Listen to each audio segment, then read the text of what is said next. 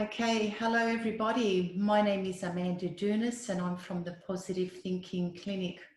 I'm here today so that I can have an amazing second interview with Cheryl Duffy. I'm not going to tell you too much about Cheryl because she will introduce herself and her wonderful program and all the amazing things that she's been doing. I myself, I have my own clinic at Wallow Creek called the Positive Thinking Clinic. I'm a counsellor, hypnotherapist, an early childhood teacher, and a master NLP practitioner. So, Cheryl, welcome to today, and can you please introduce yourself? Thank you, Amanda. Yes, I'm Cheryl Duffy. I'm the founder of the Divorce Centre, and I run programs for co-parenting and my accelerated divorce recovery program. It's a one-stop shop for divorce for people, so it's helping people through and beyond divorce. Thank you for that, Cheryl. We've recently gotten together and had another interview about what exactly it is that you do. So I do encourage our listeners who are interested to find out more. Do you remember what the episode was called, Cheryl? We've got it on our YouTube channels, don't we? Yeah, co-parenting with civility. Thank you for that. I would have been tongue-tied if I tried to remember that. But today what we're going to talk about is the Accelerated Divorce Recovery Program. Can you please tell us exactly what that is? Okay, so the Accelerated Divorce Recovery Program is for people who are stuck. So they're unable to go back to their old life, but they're also unable to move forward to create a new life for themselves. And some people, it can take months, years, and they're just in this surviving life instead of participating in life, creating their best life. So the program basically helps them to understand where they're at in the emotional grief cycle, because a lot of times people don't get to that acceptance phase, accept that their old life is gone, and then able to be ready for change, ready to create that new life for themselves. So it goes through and helps them understand what their strengths are, where they're able to rebuild their self-confidence, their self-esteem, self-worth, and look at what they would like their future to look like and put those steps in place to, achieve their best life. So it's being able to let go of the past. So they may have been feeling that they weren't good enough, that they keep going through their mind, why did this happen? And just keep tormenting themselves on why this happened to them.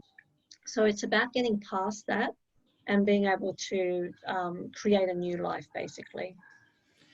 Cheryl, this seems like such a brilliant opportunity for people where this is relevant for them.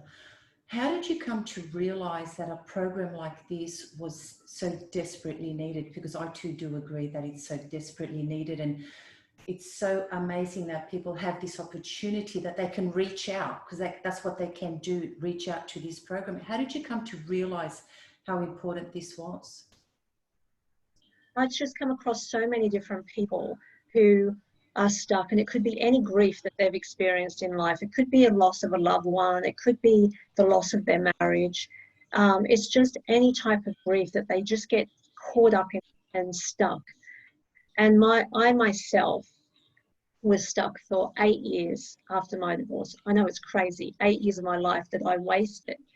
And I look back and see that if I had the ability to have gone to a program much earlier in my separation from my ex, I wouldn't have been sitting there thinking, I want my old life back, just pining life, being able to look at the reason that my husband left because of me, but it was because of him, that he wasn't happy within himself, because we're not here to make other people happy. We are responsible to make ourselves happy.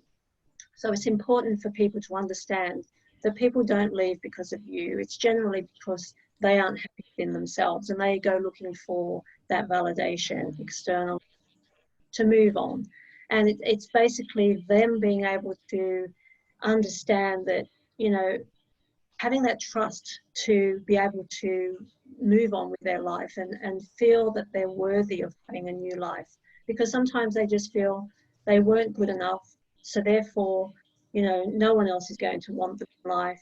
because they didn't succeed in their marriage. So it's a case of making sure that they understand, using analogies like, well, you know, you have a car accident, but it doesn't stop you from getting back in the car after you've had the repairs done and then continue on to your destination. Well, it's a similar scenario where you'll have this mishap in life where you have a marriage breakdown, which is extremely painful. And then you've then got to have that courage and step back up and say, okay, I've got to focus on myself, repair the damage, then I'll be able to then move forward and create my best life and the best version of myself. And what do you think is a good time frame? Like some people are stuck and they may be stuck for 1 year and or like you mentioned for several years, but they don't realize that they're actually stuck or they're not even wanting to make that move. What is it that, or what's a safe, what's a recommendation? Is it good for a friend to notice, hey, you're looking like you're a little bit stuck there. Do you want to reach out to someone, get some professional guidance, or is it okay to sit in that grief for a little while? Or what do you think? It is okay. You do have to experience grief. You do have to go through the emotions and allow yourself to go through the emotions. The problem is, like myself, I just threw myself into work. I didn't want to deal with my reality. So I just made myself super, super busy so I didn't have to deal with it. But then all that does is kick the can down the road, whereby you don't deal with it for, you know, months, years later. So it is good for people to deal with the grief, to let themselves feel the emotions and get to a stage, and it can take, it's different timing for everybody. But if you're finding that it's a year or more, then, and you're finding that you're not ready for any changes, then you're stuck. You're basically going to gain some professional help to help you get over the past to move forward. And like there may be people that need that therapy because divorce often triggers some childhood trauma where, you know, you may have felt abandoned in life at a younger age, and that's now being triggered because your partner has left you, and you're having all these emotions all over again. So there may be some therapy that's required to be able to help them get past that so that they can then move on and be able to create a new life for themselves. That's a really critical point because when I too have had people come into the clinic for an event that's changed their life, such as divorce, quite often we're working on other issues that have been Yeah, triggered by this event or are now relevant because they are now divorced or separated. And these issues may have been buried, ignored, or maybe they didn't care too much about them many years ago, but now they've surfaced up and they need a bit of cleaning up or they need some therapy so that they can continue safely with their life yeah. journey with critical moments that they're here to face. And so I think it's really important that in your program that there is that opportunity for them to seek some therapy. What can people expect your program to look like? Well, it basically takes them through in helping them understand where they're at and where they need to get to, and understanding those emotions that they're going through, and looking at whether, you know, they've got to come to a situation where they feel they've suffered enough and that they're now wanting to change their life and be able to rebuild it. So sometimes they'll be thinking, oh, I don't know where to start, you know, I don't know what to do. So they're getting that help in being able to do that. And it's about building resilience as well, because there's so many people who are self-sabotaging. I know for myself, I was just comfort eating. I was just feeding my emotions. So I was just getting fatter and fatter, and that just fueled my self-loathing. So I was just not in a very good space mentally in, you know, having that self-love to know that you are worthy of having a better life, or having someone new in your life. So it's a case of making sure that you identify where you may be self-sabotaging in your life. Even people who think that they're ready, to find a new person, they've got this, they self-sabotage in having this superhuman checklist, which I know I did, that no one was ever going to meet, because if there was any issue that I could detect in the first couple of days, it'd be, no, it's not going to work. So I'd be away. So it's a case of being able to understand what characteristics you're looking for or attributes in a new partner. I go through this in my program as well. What attributes you're looking for in a partner, to make sure that you're also not selecting people who are similar to your ex. Because sometimes we have a type and we go for the same type and then we expect a different outcome. Well, that's not going to happen if we just keep going for the same type of person all the time. So sometimes you've got to really have a look at what the core attributes you want in someone. And it may be someone you may not have even thought you would even go for when you do meet them, but they have those key values that align to yours, which aligned values is very, very important. So it's about looking at what they want for the future as well. There might be various areas in their life that they're not happy with. It could be in their workspace. It could be in their social area where they've lost friendships because through the divorce they may have lost, some of their friends may have taken sides with their ex. So it's about rebuilding your life in my program to try and improve all the different areas of your life so that you can rebuild to a life that you're going to find more fulfilling. And, you know, you might find that you'll end up doing something you're really passionate about that you didn't have the opportunity to do when you were married. So now you have that opportunity, because you've got a clean slate, to be able to create the life that you want. You don't have to ask for anyone's opinion or approval, because now you're the author of your life. You can write your next chapter. You don't have to, you know, have someone else tell you what you should or shouldn't be doing. So it's a great opportunity. I like the you're the author of your life, because I like to use that in my clinic too. And I always like to say that, okay, so you have your story to tell, but it's up to you how you tell it. And I always find that those who have just completed or finished up an old relationship, the way they speak about it, if they speak about it with anger and distress or disgust or resentment and all the, sorry to say, but the negative tags that come with that, I always let them know you are in charge of retelling your story in a way that can now benefit you, and let go of that emotional relationship, because we can't change the past and all the experiences that you've had with your partner, but you can always change the emotional connection that you have with that, so that you can reduce some of the charge. So it's, I think it's really important to be able to get over, get past, get unstuck, rather than holding on to the anger and the resentment and the blame. And I like how you help people determine what they're looking for. And it's just as important that people look within themselves and say, well, how did I contribute to absolutely everything? And what would I like to change about myself? So you give them that opportunity too?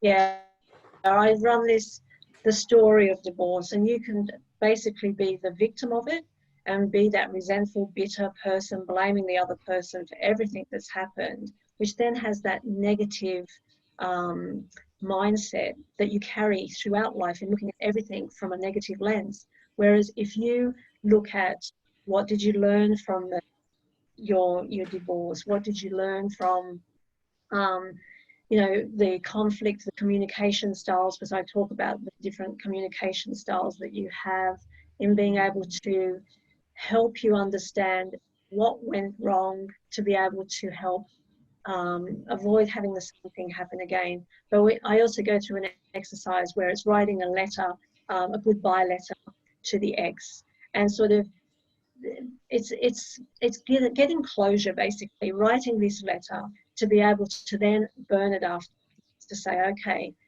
I've written my goodbye letter, I'm burning it now, and we're letting it go. Let that that person go, let that old life go, and take a deep breath that now we're ready for a new life, and have that excitement about what the new life could look like. And with the program, every week, it's an 8-week program, so every week it's about doing the healthy mind activities, so that they're always looking for what they're grateful for in their day, what positives they see in their day. And even when they experience negative things that happen to them that day, it's about looking at, there's usually always a positive that comes out of it. You know, you could be stuck in traffic on your way to work and think, oh, you know, I'm going to be late for work now. But if you take a breath and think, well, thank God I wasn't 5 minutes earlier, I could have been in that accident that's up ahead. Yeah. So it's flipping your mindset to have more of a positive outlook as opposed to a negative outlook. And when you do that, you're able to then see the opportunities in life, because if you go around with a negative mindset, you can't even see the opportunities. You're blind to it. You're only seeing the negative things in life. And I actually believe that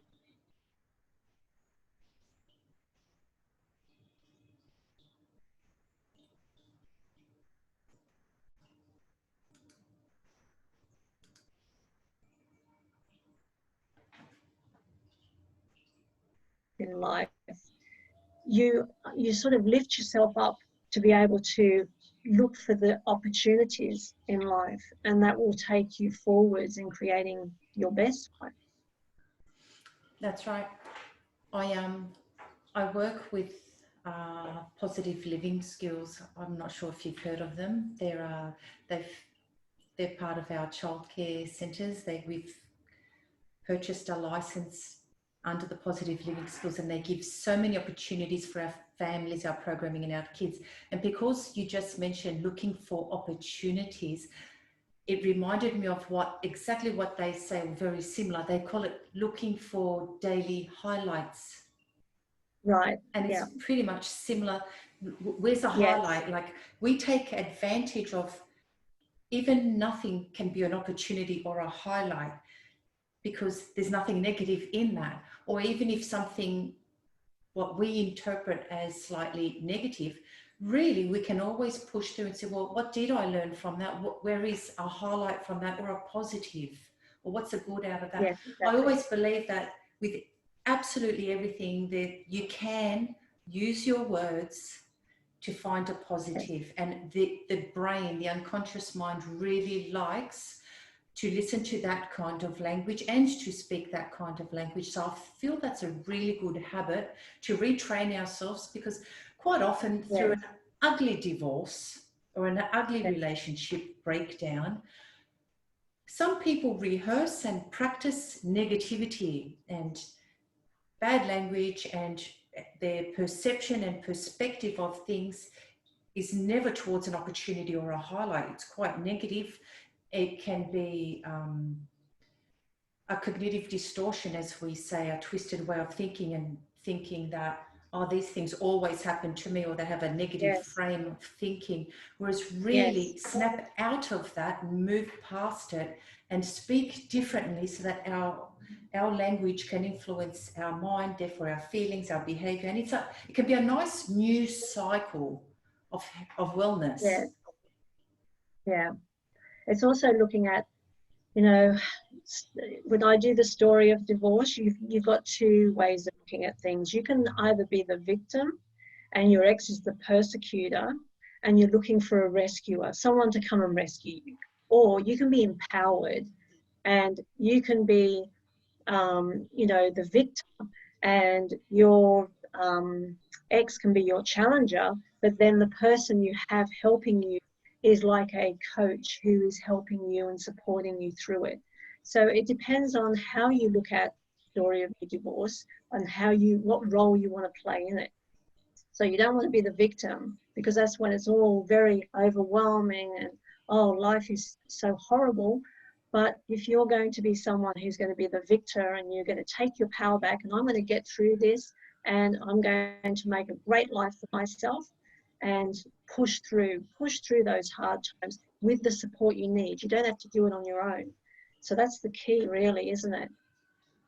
Absolutely. And not being stuck in that cycle, because it's Yeah, very easy to be stuck in that cycle. Once you're in there, it's like one big washing machine and it's like you got blinkers on. But being removed from that and being more the observer, yes, so that we yeah, can decrease the emotional charge or reaction or responses that we have. Only then, once we settle down, especially in our responses and our reactions, can we allow our logical mind to participate in being our best versions of ourselves. So it's really nice, like you said, about the coach or being an observer, so that we can actually be our best selves through this situation that can overwhelm us and can lead us into being a version of us that we don't quite like. You know, you quite often hear people say, I never want to be like that. That brought out the ugliness in me or the worst in me. But really, did we give that person that power, or did we do that? How responsible are we? And what did we learn from that, so that in future we won't be like that again? yeah, absolutely. Yeah. And sometimes I don't think people even realize that they've sort of given their power away, and they're not taking their power back and taking that responsibility for themselves. Like, I remember, 6 years in after my divorce, and as I said, I was comfort eating. I wasn't in a very good frame of mind. I was very depressed. And my daughter said to me, "Mum, why don't you go out, dressed up, and go out and have some fun? Like, instead of staying home all the time, no one's going to come knocking on the front door. A new man's going to come knocking on the front door." And I'd be, "Oh, well, it'll happen when it happens," type of thing. And she said, "I don't know what to do to make you happy, Mum. I try." And I was so shocked, because Oh, she had taken on that responsibility to try to make me happy, to become a happy person. And I said, "You're not responsible for my happiness. I am." And I think that's when it really clicked for me that, oh my gosh, the stress, the responsibility, the burden that you can put on other loved ones, because yeah. you're in this mental state where you're not helping yourself. So other people are trying to help you, but you're not even helping yourself.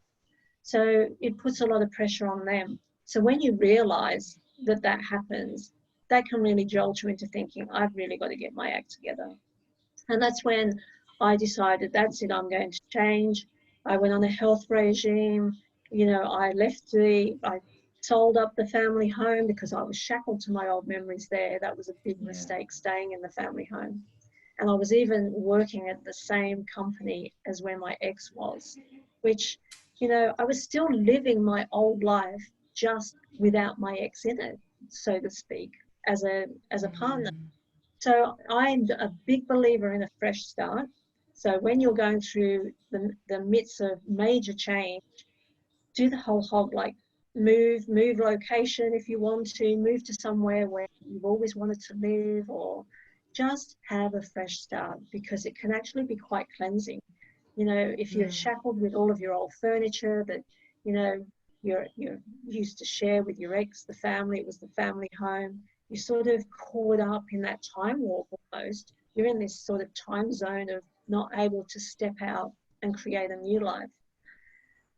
So yeah, That so was a really good it's helping idea, people move. to Yeah, make so that that helped me. change. Yeah, definitely. Because like you said, and you used the word shackle, you were shackled. Mm, yes. So see how things must have gotten moving very fast after you decided to make physical changes and take Yes. action. Some people say, oh, I don't feel like it, or when I feel better then I'll do that. But I can very much respect and appreciate that one must feel a bit better. But I also like to advocate that you don't have to wait till you're feeling good. Sometimes we just have to act, and then the feeling good comes after that. That's right. Yeah. Yeah. So I think it's you've got a wonderful story to tell, and now I understand even more so how important this program is for so many people, and especially being delivered through your expertise and your life experience, where you know exactly what people need at different stages. So it's an 8-week program, did you say, and it's delivered Yes. online? Yeah, remotely via Zoom. So it's a group program, so people will join in each week and we go through the content of the program, but we also go through the healthy mind activities and we work through the emotional side and getting through creating their best self to create then their best life. So at the end of the program, they develop a plan for themselves, a short and long-term plan of what they're going to do going forward to create that new life for themselves. So it certainly helps them shift into a gear of moving forward, so that they're no longer stuck. They're making that first step. And how long is each session online each week?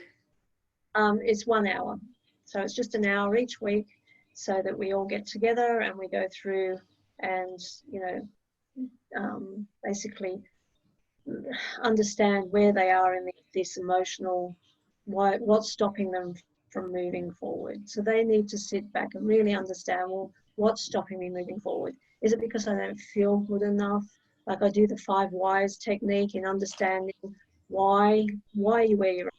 And they ask these questions, drill deeper and deeper and deeper until you get to the actual reason, the actual root cause of why you're stuck. So we go through those types of exercises so that they can sort of understand the root cause of why they're stuck and what they're needing to do to move forwards so that they can have a better life.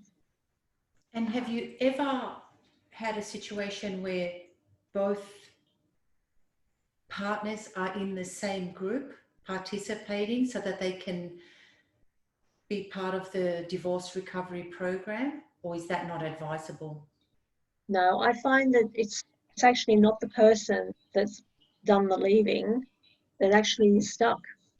It's the one that has been left that's stuck. So the one that has left, they've done all their grieving a good 12 months, 2 years before they actually left. They've tried really hard to make the marriage work. They've gone into sometimes depression, sometimes they've been bargaining with themselves, thinking, well, what if I just do this or do that? And they try different things. And then they get to a point where they know it's just not going to work. So they come to accept it's not going to work. I'm going to leave. So for them, they're at the acceptance stage when they're deciding going. But the poor person that they're telling, oh, I'm out the door, they are blindsided, they're in shock, they're in denial. They think, where the hell has that come from? Like, I didn't even know there was a problem. So they're right at the beginning of the grief cycle. So Yeah. usually it's those people that can take a long, long time because they keep asking themselves, why did that happen? What could have I done to have prevented it? All these types of things. And then they can be quite angry and resentful and bitter, thinking, I dedicated 20 odd years to this person and this is the Yeah. thanks I get. So there's all this type of anger, resentment, bitterness, but that is not going to do you well if you dwell there too long, because it's like a pit. It spirals you further and further down, and the longer you're in it, the harder it is to get back up out of it. Believe me, I was there.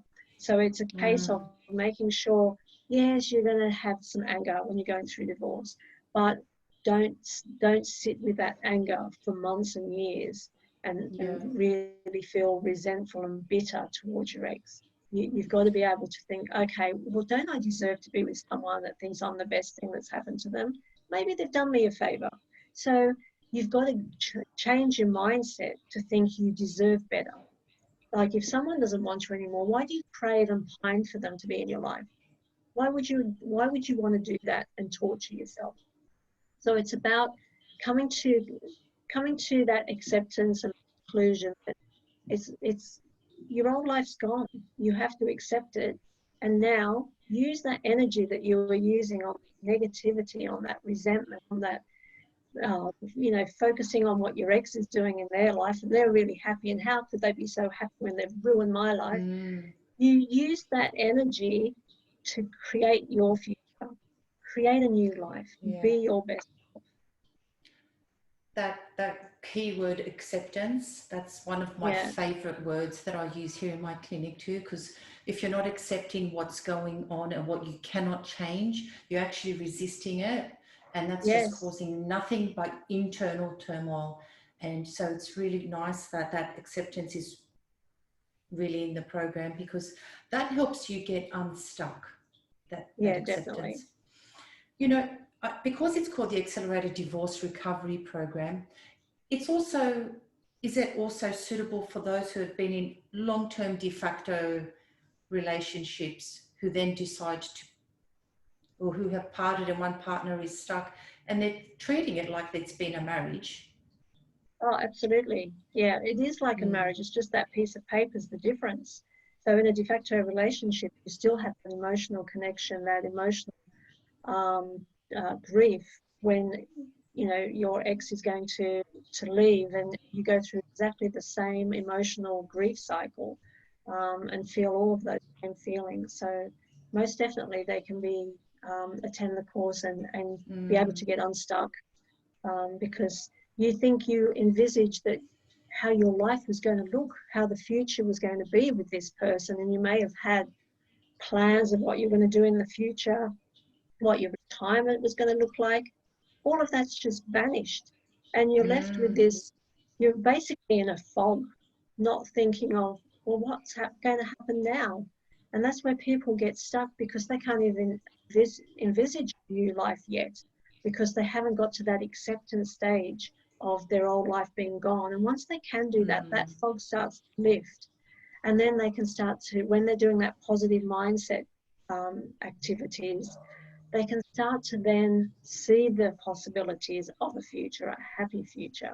And that's when they can become creative and create that new future for themselves. And what about participants who need that extra, whether it's counselling or some form of therapy? Are you there to give them guidance or referrals, or do they do that on their own? And do you work together? What's the situation there? Well, if people are stuck and unable to accept and let go and move on, then it's obvious they're needing counselling. So I can refer them to counsellors, because that's when it's really evident that they have childhood trauma that needs to be uncovered and recovered before they can even get to that acceptance stage. They're still fighting with this trauma that they had, that's deep-seated in them from many, many years ago. So if they're not sort of ready for change, then there's obviously going on that is stopping them, which is more in-depth, that needs to be worked on by a counsellor. And even if they haven't had a childhood trauma or some event that's somehow relating to the way they're not accepting or the way they're handling things today, this could be their first traumatic experience, couldn't it be? Yes, it could be. And for the person that's been left, you know, it's devastating. And, you know, you want to be able to help them get through it and understand why they're feeling the way they feel, and looking at rebuilding their worth, their self-esteem, their self-confidence, so they can, because as your best self, then you can create your best life. But when you're a shattered person, you're feeling broken, you're unable to achieve that.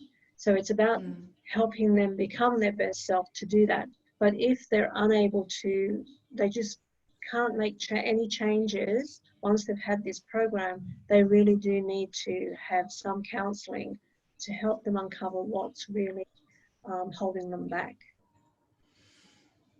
Yeah, I think this program is a really great way to get people moving, because they're committed and consistent for 8 weeks. So once a week, plus their tasking, plus their mindset is there. They're not going to invest in this unless they're ready to say, okay, I'm going this direction and I'm ready to move forward and get unstuck. I think it's really great. And for those who are listening out there, let's say somebody wanted to get in contact with you to find out more. Can you please tell everybody your website, your email, and any way they can get in contact with you? Okay, so they can go to my website, thedivorcetango.com.au, and they'll be able to see on there my various programs, and I'll be able to help them. They can either email through the contact form, or they can email me directly at cheryl@thedivorcetango.com, or they can call my mobile on 0411 484 099.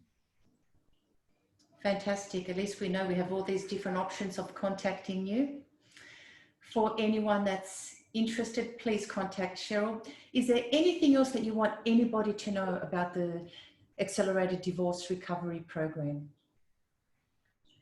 I think if you identify, if it's not just for yourself, but if you see a friend or a family member who is really stuck and you want to be able to help them, then get them to have a look at the program online, because it may be just you giving them that nudge that they do need some help. They might say, oh, I'm all right, I'm okay.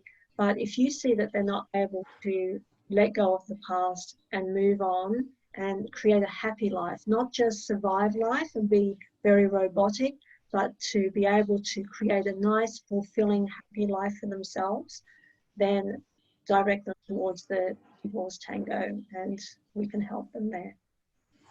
I really thank you for that, because at my clinic, and I do have individuals, sometimes couples, but I know in your situation with this program, it's best for the one individual who's actually stuck. At least I know now that I have you as a referral, whilst I treat them for any anxieties and depression and any other tags associated with what they've gone through.